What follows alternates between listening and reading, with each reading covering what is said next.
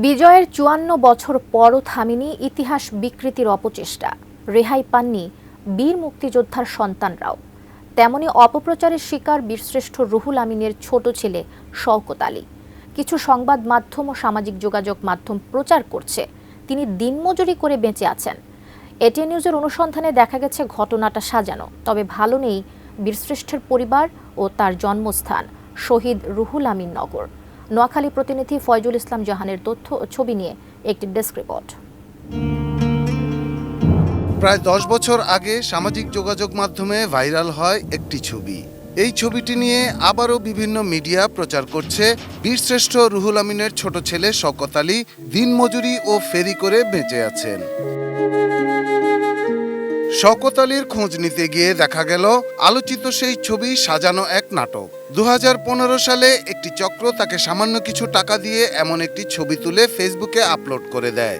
মুহূর্তে ছবিটি ভাইরাল হয়ে যায়, শুরু হয় তোলপাড়, জন্ম দেয় আলোচনা সমালোচনার।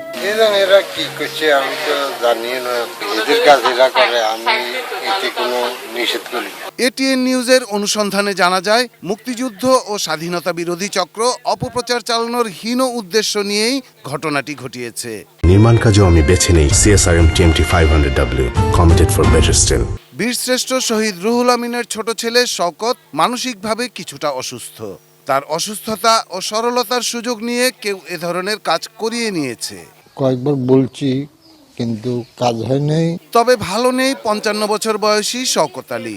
রোগ শোকে ভুগছেন, বেকার জীবনযাপন করছেন। গ্রামে নৌবাহিনীর করে দেয়া ৩ রুমের একটি পাকা ভবনে স্ত্রী সন্তান নিয়ে থাকেন।